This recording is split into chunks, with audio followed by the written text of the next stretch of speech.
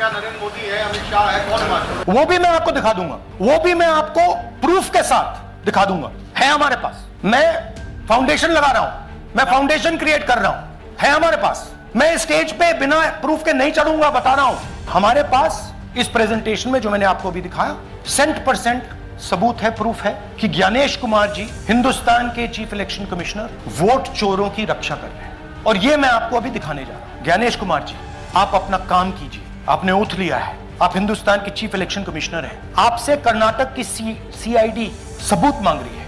आप कर्नाटक की सीआईडी को ये सबूत 1 सप्ताह के अंदर दे दीजिए, नहीं तो पूरा हिंदुस्तान के सारे युवा इस बात को एक्सेप्ट करेंगे कि आप हिंदुस्तान के कॉन्स्टिट्यूशन, हिंदुस्तान के संविधान की हत्या में शामिल हो, हिंदुस्तान के संविधान की रक्षा नहीं कर रहे हो और वोट चोरों की आप मदद कर रहे हो।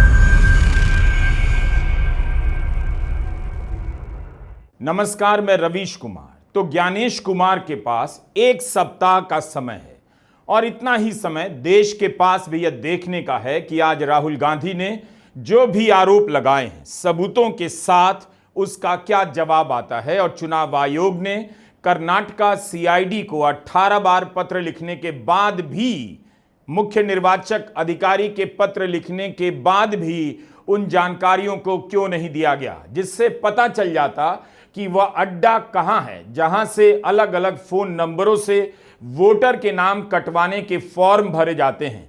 राहुल गांधी ने आज 2 विधानसभाओं में वोट चोरी के सबूत पेश किए। मुख्य चुनाव आयुक्त ज्ञानेश कुमार के खिलाफ मोर्चा खोल दिया।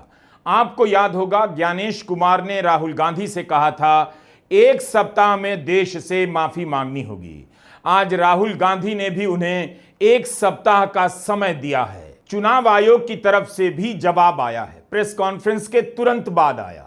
हम इस जवाब के बारे में भी इसी वीडियो में बात करेंगे। 18 सितंबर की प्रेस कॉन्फ्रेंस में राहुल गांधी ने बताया कि कर्नाटका में कोई नागराज हैं जो सुबह के 4 बजे उठते हैं और 2 लोगों के नाम कटवाने का फॉर्म भर देते हैं, नाम कट जाता है। नागराज जी, इन्होंने 2 एप्लीकेशन 36 सेकंड में फाइल कर दी है। और मजे की बात देखिए, ये 4 बजे सुबह उठ के फाइल कर रहे हैं। पता नहीं क्या हुआ, 4 बजे सुबह कहा कि भैया मैं 2 वोटर को डिलीट करूंगा, और कितने 36 सेकंड में डिलीट कर दिए, फिर सो गए।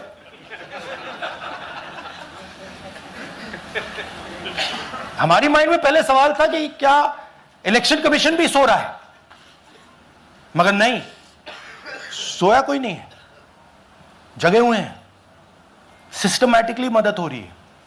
इस वीडियो में हम विस्तार से बता रहे हैं कि राहुल गांधी ने आज क्या क्या सबूत रखे।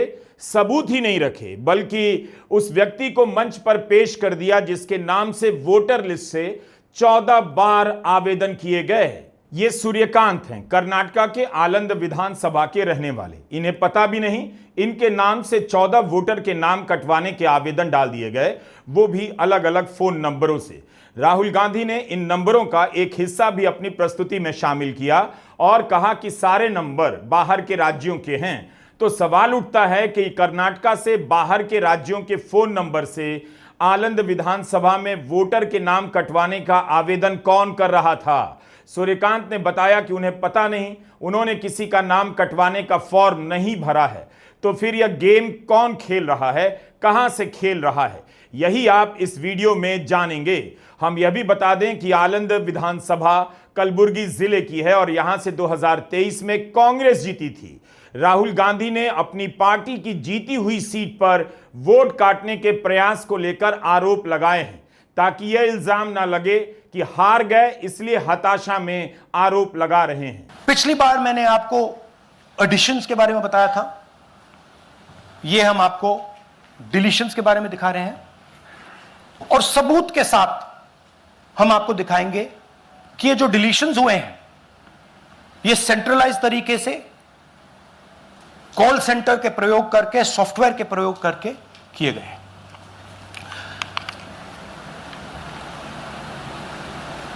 हमारे पास इस प्रेजेंटेशन में जो मैंने आपको अभी दिखाया 100% सबूत है, प्रूफ है कि ज्ञानेश कुमार जी हिंदुस्तान के चीफ इलेक्शन कमिश्नर वोट चोरों की रक्षा कर रहे हैं, और यह मैं आपको अभी दिखाने जा रहा हूं। तो वह गिरोह कहां से काम कर रहा है, उसके अड्डे का पता क्या है, यह सब जाना जा सकता है अगर चुनाव आयोग कर्नाटक की सीआईडी को सारी जानकारी दे देता। वो जानकारियां क्या हैं? जिस सॉफ्टवेयर और कंप्यूटर से 6000 से अधिक वोटर के नाम कटवाने के आवेदन भरे गए, उनका आईपी एड्रेस मांगा गया, पोर्ट और ओटीपी मैसेज का ट्रेल मांगा गया। राहुल ने मांग की है कि सीआईडी को सारी जानकारी दी जाए कि किस राज्य से कौन यह कॉल सेंटर संचालित कर रहा है, इस नेटवर्क के पीछे कौन है, उस तक इन्हीं जानकारियों के सहारे पहुंचा जा सकता है। आप बताइए, अगर वोट चोरी की बात इससे क्लियर हो जाती है तो चुनाव आयोग 18 बार पत्र लिखने के बाद भी कर्नाटक की सीआईडी की मदद क्यों नहीं कर रहा?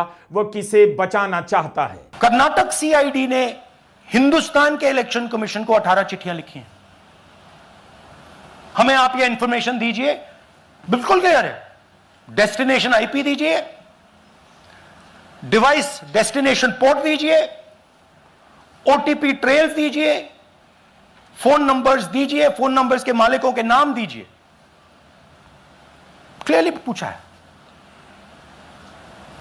No answer. 18 चिट्ठी CID Karnataka, no answer from chief election commissioner, no answer from election commission. Rahul Gandhi ने आरोप लगाया कि एक ही जगह से सेंट्रलाइज तरीके से यह सब काम हो रहा है। कर्नाटक से लेकर महाराष्ट्र, यूपी से लेकर हरियाणा में विपक्ष के बूथ से वोटरों के नाम कटवाने और कहीं पर नाम जुड़वाने का खेल हो रहा है। राहुल गांधी उस अड्डे तक, गिरोह तक पहुंचना चाहते हैं। इससे पहले कि ये सारे सबूत नष्ट कर दिए जाएं, क्या पता कर भी दिए गए हों, चुनाव आयोग को भारत की जनता के सामने सब कुछ साफ साफ बताना चाहिए। आज की प्रेस कॉन्फ्रेंस में हाइड्रोजन बम तो नहीं फोड़ा गया, मगर यह भी किसी बड़े धमाके से कम नहीं है। राहुल गांधी ने कहा कि हाइड्रोजन बम के धमाके के असर वाली प्रेस कॉन्फ्रेंस का अभी इंतजार कीजिए। उन्होंने महाराष्ट्र और कर्नाटक की 2 विधानसभाओं में 6000 से अधिक वोटरों के नाम कटवाने या जुड़वाने का खेल बताया, वह कम गंभीर नहीं है। इसका जवाब तथ्यों और तार्किकता से दिया जाना चाहिए। राहुल गांधी ने राजनीतिक दल के नेता के रूप में प्रेस कॉन्फ्रेंस का तरीका बदल दिया और चुनाव आयोग और मतदाता सूची को देखने और उसकी चोरियों को पकड़ने का नजरिया भी बदल दिया। राहुल गांधी ने जब अपनी प्रेस कॉन्फ्रेंस खत्म की, तब उनके यूट्यूब चैनल पर करीब 65,000 लोग लाइव देख रहे थे। यह बड़ी संख्या है। प्रेस कॉन्फ्रेंस शुरू हुई तब 29,000 लोग देखने लगे, लेकिन जल्दी ही यह संख्या 45,000 से 50,000 और फिर 65,000 पर पहुंच गई।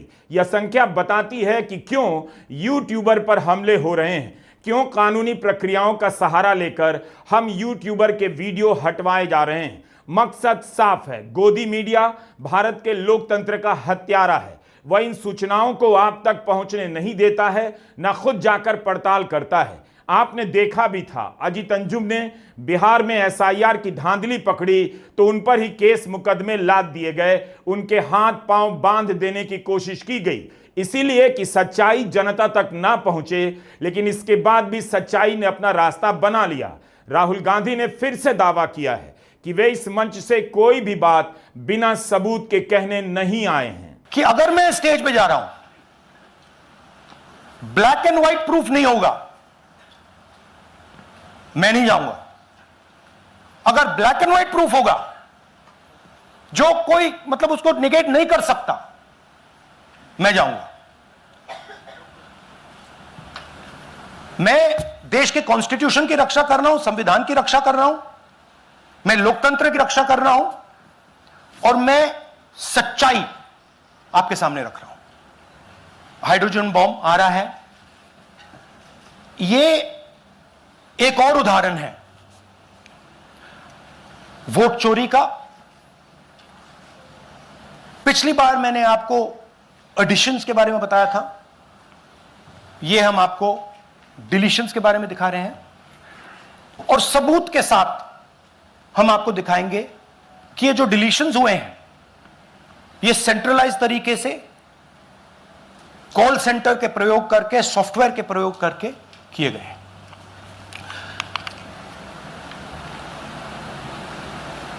हमारे पास इस प्रेजेंटेशन में जो मैंने आपको अभी दिखाया 100% सबूत है, प्रूफ है कि ज्ञानेश कुमार जी हिंदुस्तान के चीफ इलेक्शन कमिश्नर वोट चोरों की रक्षा कर रहे हैं, और यह मैं आपको अभी दिखाने जा रहा हूं।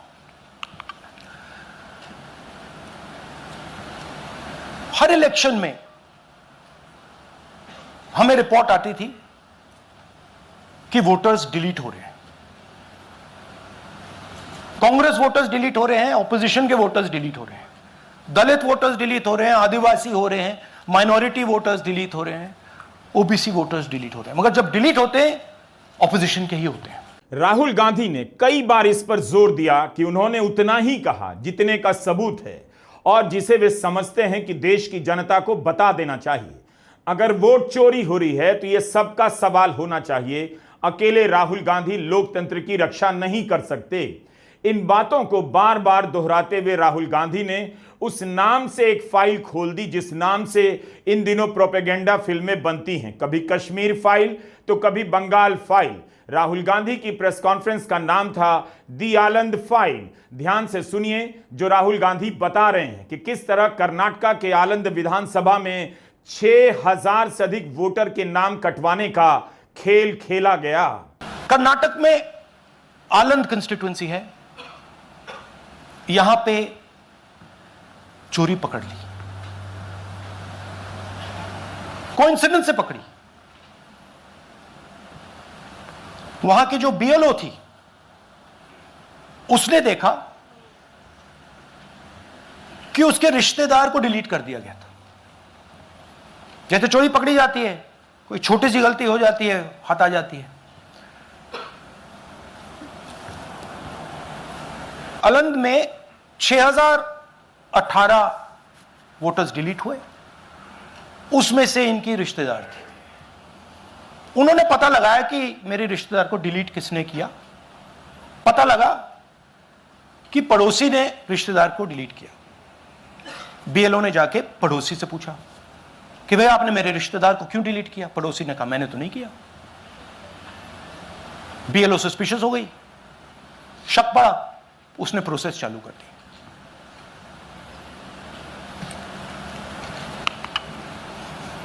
पता क्या लगा कि कोई ना कोई किसी ने आनंद में वोटर डिलीशन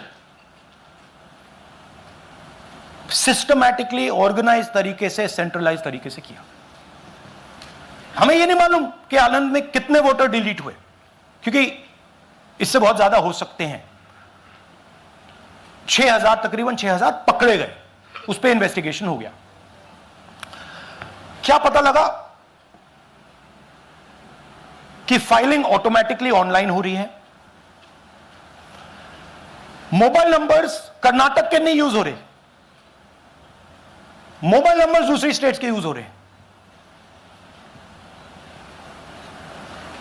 इनफैक्ट कर्नाटक के नंबर थे ही नहीं उसमें। मतलब आप दिल्ली में बैठे डिलीट कर रहे हो, आपका नंबर तमिलनाडु का है। आप गुड़गांव में डिलीट कर रहे हो, आपका नंबर झारखंड का है। और जब हम चेक कर रहे हैं कि भैया आपका नंबर है, तो आपका नंबर है ही नहीं, किसी और का नंबर है।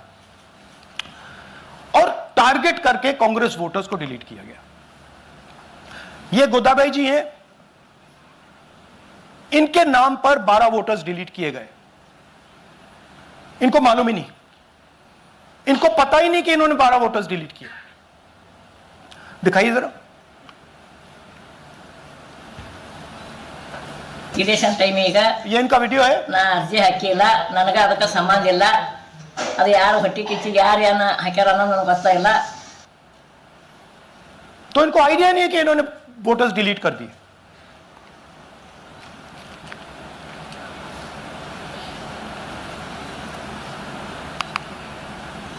ये सारे के सारे जो नंबर्स हैं, ये कर्नाटक के नंबर्स नहीं है, ये अलग अलग स्टेट्स के नंबर्स हैं।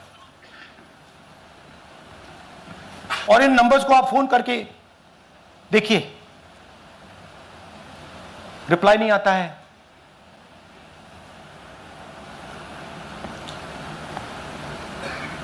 तो सवाल यह है कि किसके नंबर्स हैं, ये किसने ऑपरेट किए, जब इन्होंने ऑपरेट किए ये कहां थे, आईपी एड्रेस क्या था, ओटीपी कैसे जनरेट हुआ, कहां गया, यह सवाल है।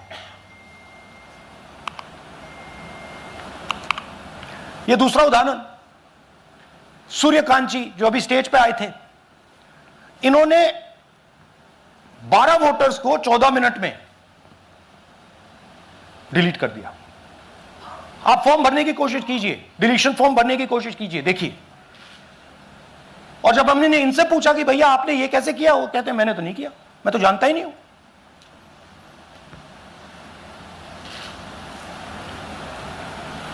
बबीता चौधरी जी का इन्होंने एक नाम डिलीट किया, यहां खड़ी हैं बबीता जी, यहां हैं, सूर्यकांत जी यहां हैं, आ जाइए जरा स्टेज पे, एक सेकंड आ जाइए, ये दोनों खड़े हैं यहां पे, सूर्यकांत जी, बबीता जी। इनको मालूम ही नहीं कि इन्होंने डिलीट किया। Thank you. नागराज जी, इन्होंने 2 एप्लीकेशन 36 सेकंड में फाइल कर दी है। और मजे की बात देखिए, ये 4 बजे सुबह उठ के फाइल कर रहे हैं। पता नहीं क्या हुआ, 4 बजे सुबह कहा कि भैया मैं 2 वोटर को डिलीट करूंगा, और कितने 36 सेकंड में डिलीट कर दिए, फिर सो गए।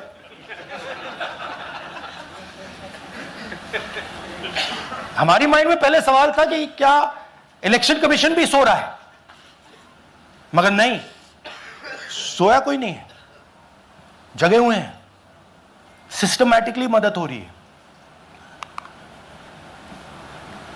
यह देखिए दूसरी बात, जो भी डिलीट कर रहा है वोटर लिस्ट में उसका सीरियल नंबर 1 है। मतलब जो भी वोटर लिस्ट में पहले नंबर पे आता है वही डिलीट कर रहा है। 5वें नंबर वाला, 7वें नंबर वाला, 10वें वाला कोई नहीं कर रहा।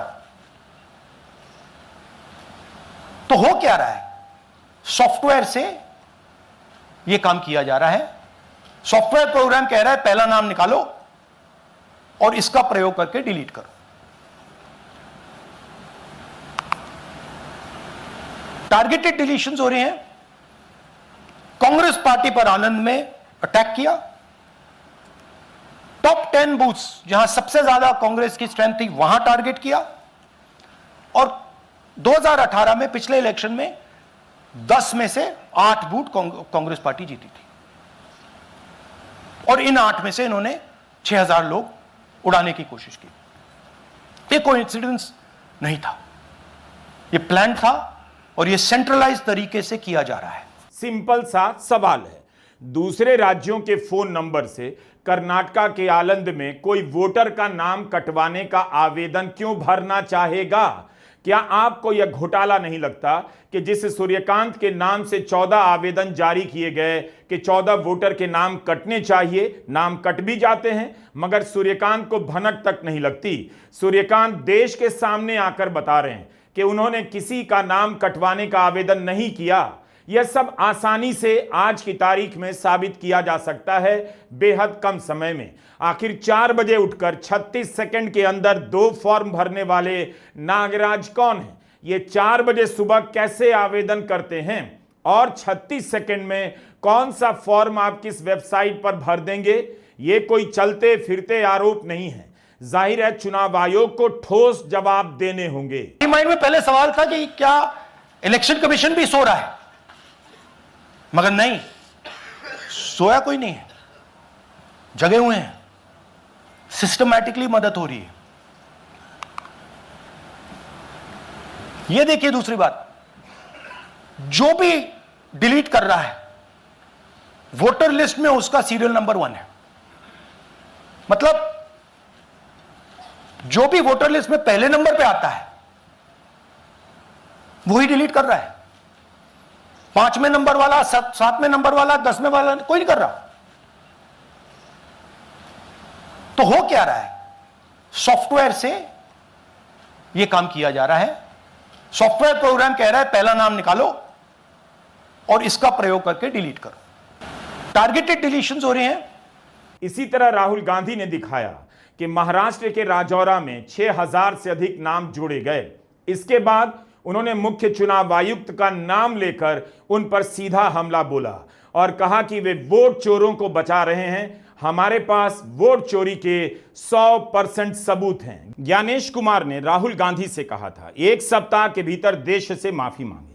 उसके तो कई सप्ताह गुजर गए। क्या चुनाव आयोग इन आरोपों को भूल गया?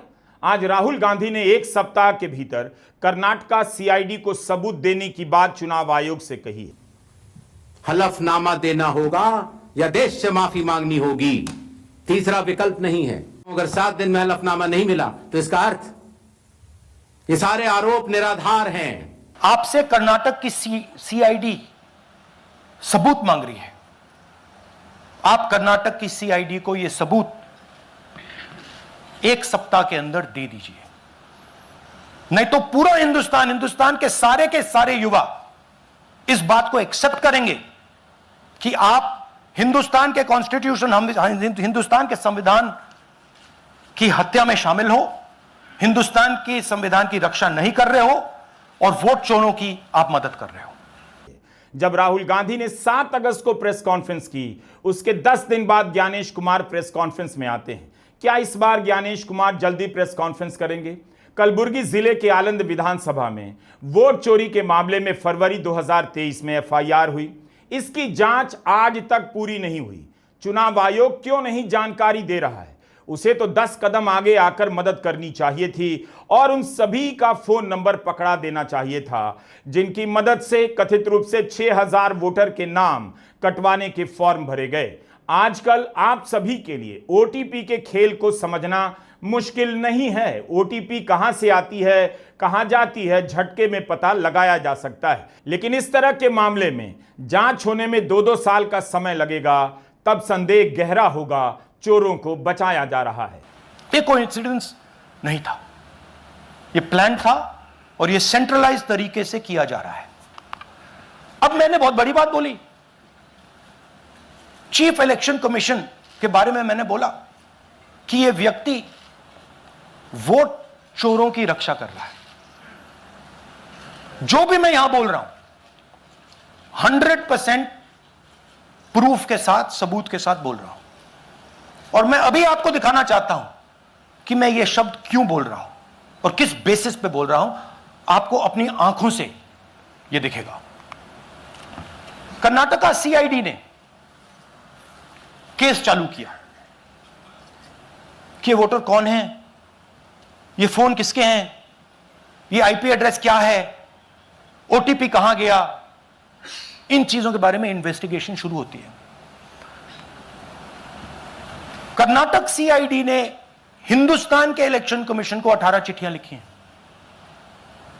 हमें आप यह इंफॉर्मेशन दीजिए, बिल्कुल क्लियर है, डेस्टिनेशन आईपी दीजिए, डिवाइस डेस्टिनेशन पोर्ट दीजिए, ओटीपी ट्रेल दीजिए, फोन नंबर्स दीजिए, फोन नंबर्स के मालिकों के नाम दीजिए। क्लियरली पूछा है, नो आंसर। 18 चिट्ठी CID Karnataka, no answer from chief election commissioner, no answer from election commission. Timeline देखिए,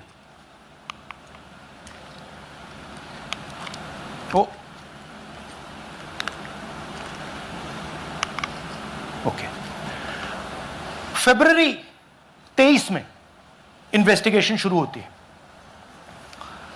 मार्च 23 में कर्नाटका सीआईडी चिट्ठी लिखती है ईसीआई को कि हमें सारे डिटेल्स दे दीजिए।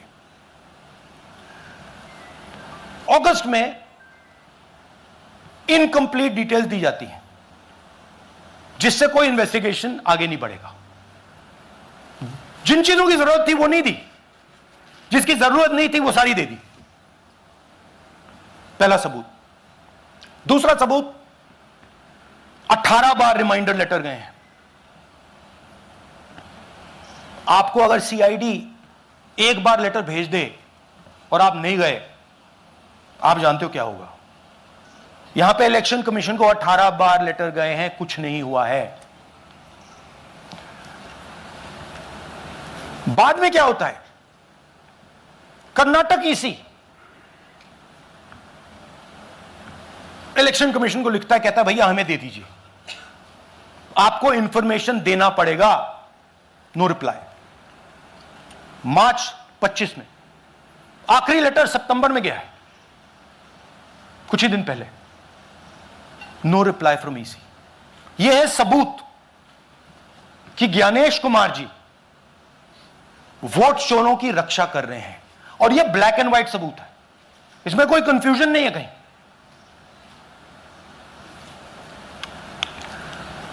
तो सवाल उठता है, ये है कौन जो सेंट्रलाइज तरीके से कॉल सेंटर के प्रयोग से, सॉफ्टवेयर से अलग अलग प्रदेशों में वोट डिलीट कर रहे हैं, ऐड कर रहे हैं? इलेक्शन कमीशन जानता है, ज्ञानेश कुमार जी जानते हैं। राहुल गांधी की प्रेस कॉन्फ्रेंस का मजाक उड़ाया जाएगा, विरोध किया जाएगा, लेकिन क्या चुनाव आयोग प्रेस कॉन्फ्रेंस करेगा या उसके बदले बीजेपी प्रेस कॉन्फ्रेंस करने आ जाएगी? आयोग ने जवाब तो दिया ट्विटर पर, मगर प्रेस कॉन्फ्रेंस नहीं की है। उसके बदले वाकई बीजेपी की प्रेस कॉन्फ्रेंस हुई है। अनुराग ठाकुर ने प्रेस कॉन्फ्रेंस की है, जिन्होंने पिछली बार वोट चोरी के आरोप लगाए थे और विपक्ष के उम्मीदवारों के जीतने के आरोप लगाए थे। चुनाव आयोग ने अनुराग ठाकुर से हलफनामा नहीं मांगा, राहुल गांधी से मांगा था। वही अनुराग ठाकुर इस बार भी प्रेस कॉन्फ्रेंस आए। तो बार बार राहुल गांधी जी का प्रयास है कि लोकतंत्र पर प्रहार किया जाए, भारत के लोकतंत्र को कमजोर किया जाए, जनता को गुमराह किया जाए, और जिस तरह से बांग्लादेश नेपाल में स्थिति बनती है वैसे झूठ बोल बोल के वहां पे स्थिति पैदा कर दो देश में। कुछ सवाल आज मैं और पूछना चाहता हूं कि जब जब राहुल गांधी जी आरोप लगाया और उसके कोर्ट गए तो बार बार इनको मुंह की खानी पड़ी। आप सारे उदाहरण उठाकर देख लीजिए, कभी माफी मांगनी पड़ी तो कभी कोर्ट की लताड़ खानी पड़ी। तो क्या इसी डर से राहुल गांधी जी शपथ पत्र नहीं दे रहे हैं? आज मीडिया द्वारा बार बार पूछे जाने के बाद भी शपथ पत्र क्यों नहीं दे रहे? कायदे से मुख्य चुनाव आयुक्त ज्ञानेश कुमार को सामने आकर जवाब देना चाहिए। सवाल ज्यादा भी नहीं है, उन्हें सिर्फ चंद सवालों के जवाब देने हैं कि 18 बार पत्र लिखने के बाद भी आपने phone number, OTP trail, IP address, device, destination port की जानकारी क्यों नहीं दी? इस बार चुनाव आयोग ने सूत्रों के हवाले से कुछ नहीं कहा, प्रेस कॉन्फ्रेंस नहीं की, लेकिन सूत्र चुप रहे। ट्विटर पर एक जवाब जरूर आया। कहा गया है राहुल गांधी के आरोप सही नहीं हैं, आधारहीन हैं। कोई भी ऑनलाइन फॉर्म भरकर किसी का वोट नहीं कटवा सकता, क्योंकि जिसका नाम काटा जा रहा है बिना उसे मौका दिए उसका नाम नहीं काटा जा सकता है। बिहार एसआईआर में यही तो आरोप लग रहे थे कि जिनका नाम काटा जाएगा उन्हें अपना पक्ष रखने का पर्याप्त समय नहीं दिया जाएगा। अब इसी का बचाव चुनाव आयोग कर रहा है और कर्नाटक के अलंद विधानसभा की बीएलओ को बताए कि उनके रिश्तेदार का नाम काटने से पहले उन्हें मौका दिया गया था या नहीं।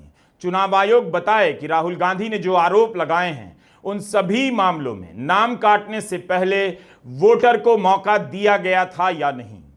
चुनाव आयोग कह रहा है 2023 में आलंद में नाम काटने के कुछ असफल प्रयास हुए, ईसी द्वारा ही इस मामले में एफआईआर हुई ताकि जांच हो सके।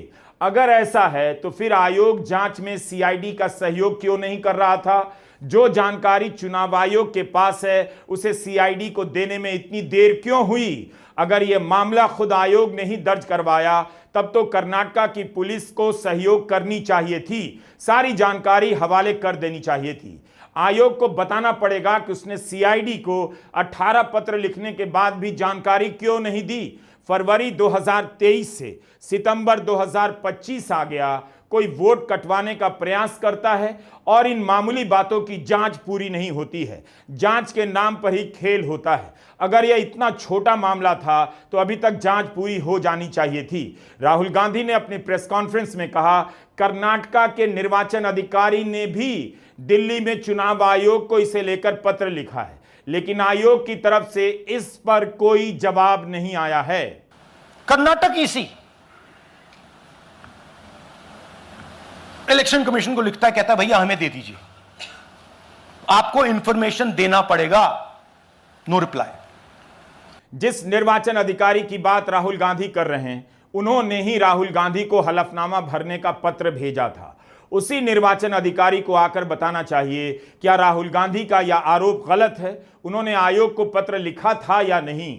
आयोग के जवाब से इस पर सफाई नहीं मिली कि कर्नाटका के निर्वाचन अधिकारी ने पत्र भेजा था या नहीं। आयोग ने जो जवाब दिया है उसमें जनरल बातें नजर आती हैं। राहुल गांधी इसके उलट खुद सबूत रख रहे थे।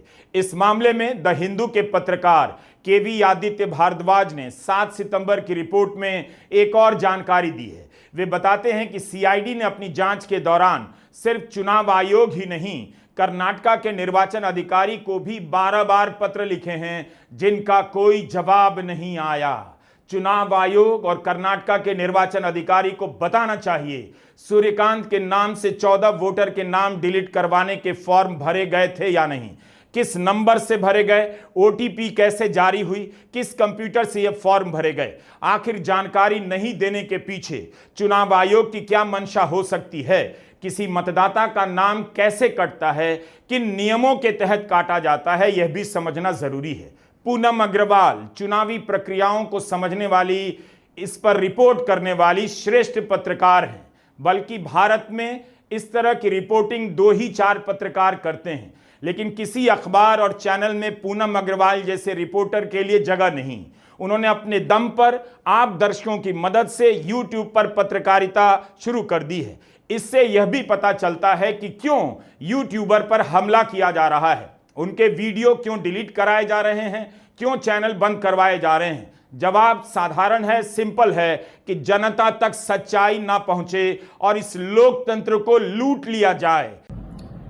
Leader of opposition Rahul Gandhi ने आज अपने प्रेस कॉन्फ्रेंस में ये कहा कि एक पर्टिकुलर मैटर पे कि 2 एप्लीकेशंस फाइल किए गए थे एक इंसान के जरिए, जो कि 36 सेकंड में भरा गया और उसे सबमिट भी किया गया। अब ये फॉर्म जो डिलीशन के लिए खासतौर पर इस्तेमाल होता है, जिसे फॉर्म 7 कहते हैं, उसे 36 सेकंड में भरना और उसे सबमिट करना नामुमकिन जैसा है, क्योंकि ये एक फॉर्म है जो एक पन्ने का फॉर्म है, लेकिन इसमें कई सारे डिटेल्स आपको देने पड़ते हैं। जैसे आपको अपने डिटेल्स तो देने ही होंगे, नाम, पता, कौन सी कॉन्स्टिट्यूएंसी है, साथ ही आपको डिटेल्स में ये भी बताना पड़ेगा कि आप जिनका नाम डिलीट करवाना चाह रहे हैं वो किस कारणवश करवाना चाह रहे हैं। कि आप एक पर्टिकुलर इंसान ए का सपोज करिए डिलीट करना चाहते हैं क्योंकि वो इंसान मर गया है या शिफ्ट कर गया है या वहां रहता नहीं है या वो सिटीजन नहीं है भारत का, तो ये सारी चीजों को भरना पड़ता है, प्लस एड्रेस भी भरना होता है। तो ये 36 सेकेंड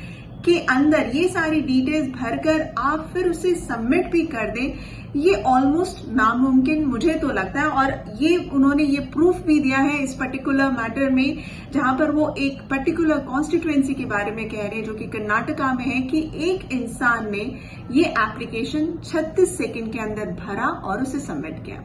राहुल ने कहा कि यह सब करना उनका काम नहीं है। लोकतंत्र की रक्षा करने के लिए देश में संवैधानिक संस्थाएं बनी हुई हैं। वोट चोरी हो रही है उसे देखना चुनाव आयोग और अदालतों का काम है, जांच एजेंसियों का काम है। वे अपनी तरफ से इस बात को देश की जनता के सामने बस रख देना चाहते हैं। ये जो मैं यहां कर रहा हूं ये मेरा काम नहीं है। मेरा काम डेमोक्रेटिक सिस्टम में पार्टिसिपेट करने का है। मेरा काम डेमोक्रेटिक सिस्टम की रक्षा करने का नहीं है। वो काम हिंदुस्तान के इंस्टीट्यूशंस का है। वो काम वो नहीं कर रहे हैं, इसलिए मैं कर रहा हूं। अब मैं आपको यह कह सकता हूं कि हमने आपको 2 बार सबूत दिखाया है,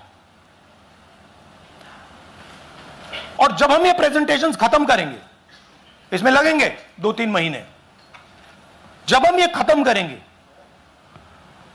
आपके माइंड में कोई डाउट नहीं होगा कि हिंदुस्तान में state after state, Lok Sabha after Lok Sabha चोरी हो रही है।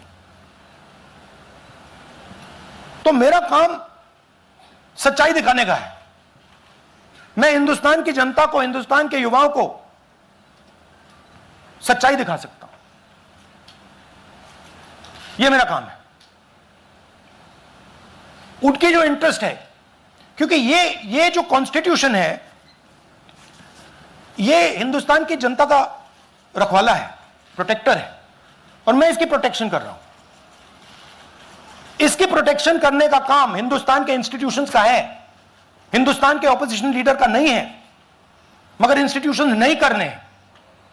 अच्छा, एक इंटरेस्टिंग बात आई है जो मैं आपको बताना चाहता हूं कि इलेक्शन कमीशन के अंदर से हमें मदद मिलनी शुरू हो गई है। मैं साफ बोल देता हूं, इलेक्शन कमीशन के अंदर से, पहले नहीं हो रहा था, अब इलेक्शन कमीशन के अंदर से इंफॉर्मेशन आ रही है। यह रुकेगा नहीं, यह रुक नहीं सकता है, क्योंकि हिंदुस्तान की जनता इस बात को एक्सेप्ट नहीं करेगी। एक बार हिंदुस्तान की जनता को, हिंदुस्तान के युवाओं को पता लग गया कि वोट चोरी हो रही है, उनकी शक्ति लग जाएगी। आलंद में 6018 वोटर के नाम कटवाने और महाराष्ट्र के राजौरा में 6000 से अधिक का नाम जुड़वाने का काम किस किस ने किया, कहां से किया गया, इसका पता क्यों नहीं चला? क्या चुनाव आयोग इनकी भी गोपनीयता की रक्षा करेगा? सीसीटीवी का फुटेज मां बहन के नाम पर नहीं दिया गया, बेतुका तर्क का सहारा लिया गया कि इनकी प्राइवेसी भंग होती है। जबकि उपराष्ट्रपति के चुनाव में आप सभी ने देखा, कैमरे पर सारे सांसद वोट कर रहे थे, किसी ने किसे वोट दिया यह तो कैमरे पर नहीं आया, लेकिन महिला सांसद से लेकर पुरुष सांसद सब वोट कर रहे थे, पूरे देश ने उसका वीडियो देखा। तो पोलिंग बूथ का वीडियो नहीं देने के पीछे मुख्य चुनाव आयुक्त ज्ञानेश कुमार ने ऐसा बेतुका बहाना क्यों बनाया? क्या अब वे उनकी भी गोपनीयता की रक्षा करेंगे जिन्होंने बाहर के राज्यों से वोटर के नाम कटवाने या जुड़वाने के फॉर्म भरे? यह बेहद गंभीर मामला है। अगर इस तरह से चुनाव जीते जा रहे हैं तो फिर चुनाव को लेकर क्या भरोसा रह जाएगा? राहुल गांधी की यह प्रेस कॉन्फ्रेंस चिंता में डालने वाली है। चुनाव आयोग ने अभी तक कर्नाटका के माधवपुरा में वोट चोरी के आरोपों का भरोसेमंद जवाब नहीं दिया। अब उसे देरी नहीं करनी चाहिए। जनरल बातों की जगह जो सवाल उठाए गए हैं उसका जवाब देना चाहिए, वरना पब्लिक समझ जाएगी कि वोट चोरी हो रही है। नमस्कार, मैं रवीश कुमार।